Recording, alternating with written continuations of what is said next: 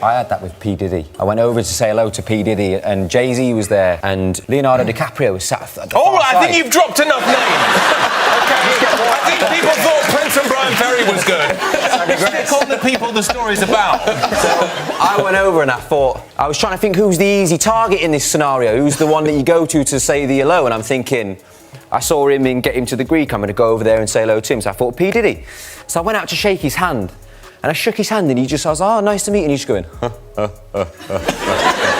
with the longest handshake ever. And I'm like sat there just looking in P Diddy's eyes like, when is this going to end? We're gonna keep staying together, we getting tighter, you know what I'm saying? Very awkward moment. Hi, this is Mandy. So let's talk about what went down between Liam Payne and Diddy and how everything spiraled out of control. It all started with a casual encounter. Liam trying to greet P Diddy at one of his infamous parties, but things quickly took a darker turn. Word on the street is that Diddy, despite being in jail, still holds a terrifying grip on the world outside. And now, some serious accusations are flying. The most shocking one?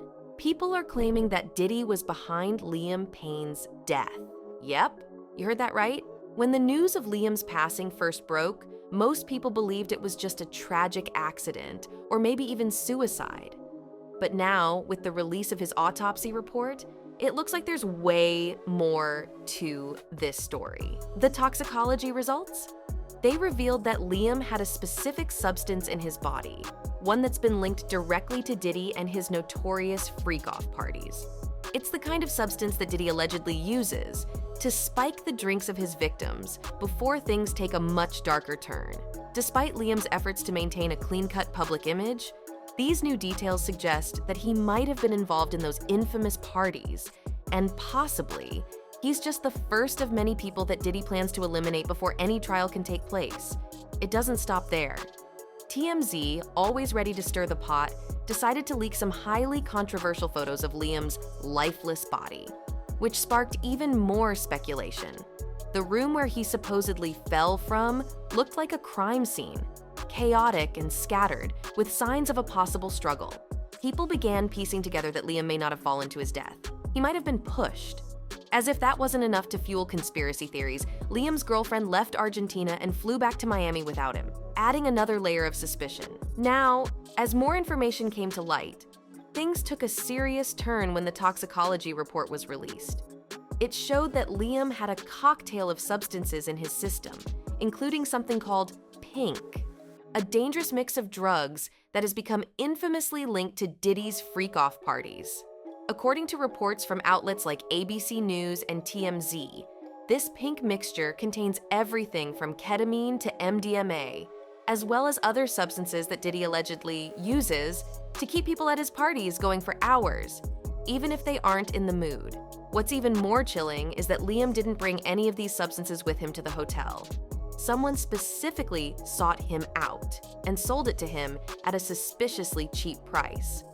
At this point, investigators are scrambling to figure out who sold Liam the drugs, and they've already questioned hotel staff and some women who were last seen visiting Liam's room just hours before his death. The room itself, a total mess, gave more clues that something shady went down before Liam's fatal fall from the hotel balcony. Items like broken medication packets and scattered belongings only deepened the suspicion. But things got even murkier when more people started connecting Liam's death to Diddy. You see, Diddy has a history of being linked to this so-called pink cocktail. Allegedly, it's the same stuff he's been using for years at his infamous parties. People began to wonder if Liam's death was part of some larger scheme to silence him, especially since Diddy is facing serious allegations that could bring down his whole empire. The pink cocktail, often referred to as TCB or Tusi, is a carefully crafted mix of drugs that Diddy supposedly has made specifically for his parties. And according to sources, it's powerful enough to keep people under control for hours. As word spread about the pink found in Liam's system, old accusations against Diddy resurfaced. Music producer Lil Rod had even accused Diddy's close associate, Young Miami, of supplying Diddy with the pink, flying it in from various locations just in time for his parties. Apparently, whenever Diddy wanted to throw one of these freak-offs, he would have the drugs delivered to him no matter where he was.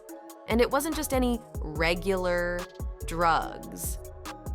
This was a potent blend designed to keep guests awake and compliant for hours, even if they didn't want to be there. As the allegations grew, more shocking details began to surface about this infamous pink substance. Apparently, it's not just your average drug. It's a mixture specifically tailored for Diddy's wild parties. According to reports, it combines ecstasy with ketamine and even Viagra, creating a powerful blend that keeps people going for hours, but with a disturbing twist. The ketamine, often used as a tranquilizer, relaxes the body, while the Viagra keeps the user aroused, even if they're not in the mood. This lethal combination is meant to allow partygoers to endure long, exhausting hours without fully understanding or even consenting to what's happening to them. Jaguar Wright, another person who's never been afraid to speak her mind about the dark side of the music industry, recently weighed in on the situation. She confirmed that this particular version of Pink, called Susie on the Street, is specifically made for Diddy.